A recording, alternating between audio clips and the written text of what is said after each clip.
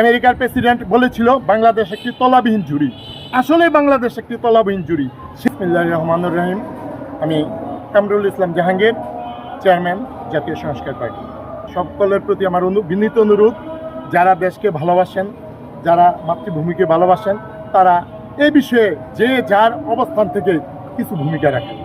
এই জাতীয় বাজেট যেভাবে হচ্ছে জুলাই হতে জুন পর্যন্ত, এতে করে যে আমাদের যে পরাজিত শক্তি পাকিস্তান, এই পাকিস্তানের যে দোসর আমেরিকার প্রেসিডেন্ট বলেছিল বাংলাদেশ একটি তলাবিহীন ঝুড়ি। আসলে বাংলাদেশ একটি তলাবিহীন ঝুড়ি।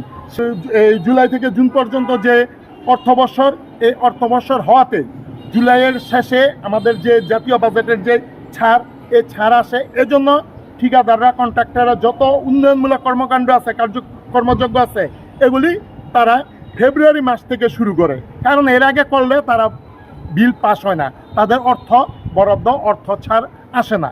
এজন্য তারা এই এত কোটি কোটি টাকা খরচ করে উন্নয়নমূলক কাজে তারা এই টাকা যদি তারা বাজেট না আসে, সেজন্য তারা এই কাজটা ফেব্রুয়ারি থেকে কাজটা শুরু করে।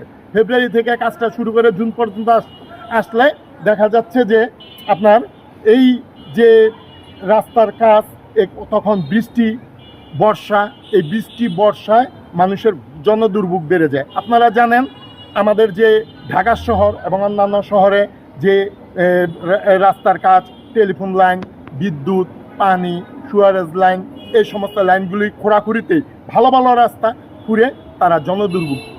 আমাদের জাতীয় বাজেট ডিসেম্বরে যদি করা হয় এবং 1 জানুয়ারি থেকে অর্থবর্ষর এটা যদি শুরু হয়, তাহলে এই শুষ্ক মৌসুমে কাজগুলি শেষ হবে। তারা অক্টোবর সেপ্টেম্বর থেকে তারা যদি এই কাজগুলি করে, তাহলে শুষ্ক মৌসুমে কাজগুলি শেষ হবে। আরেকটি কথা আপনারা জানেন, বর্তমান সরকারের প্রধানমন্ত্রী জনাব তারেক জিয়া, শহীদ প্রেসিডেন্ট জিয়াউর রহমানের 19 দফা ঘোষিত খাল খনন কর্মসূচি, এই কর্মসূচিতে সরকার প্রায় 20,000 কিলোমিটারের বেশি খাল খনন কর্মসূচি হাতে নিয়েছে।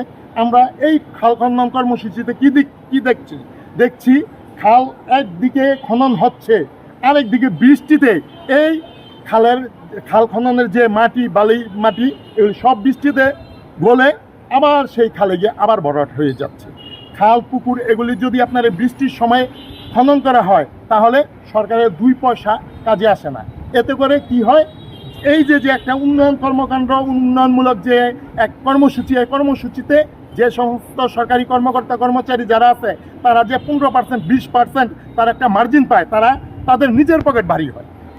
তাই আমি বলবো, যদি আপনার ডিসেম্বরে জাতীয় বাজেট অধিবেশন হয়, 1 জানুয়ারিতে আপনার এই অর্থবর্ষর শুরু হয়, তাহলে ওই আমাদের যে উন্নয়ন কর্মকাণ্ডগুলি এটি অক্টোবর থেকে করলে, বিশেষ করে খাল খননটা অক্টোবরে যদি করে, তাহলে শুষ্ক মৌসুমে খাল খনন হলে ওই খালের পুকুরের পারটিতে দুর্বা ঘাস, বিভিন্ন আগাছা, এইগুলি পারটিতে বপন করলে পারটিটা আপনার মজবুত হবে, টেকসই হবে। তাহলে আর এই খালের পুকুরের মাটি গলে আর যে আবার পূর্বাবস্থায় আসবে না। এই বিষয়ে আমি সরকারের দৃষ্টি আকর্ষণ করে বলতে চাই, যদিও বিষয়টি একটু কষ্টসাধ্য, যদি সরকার প্রায় 6,000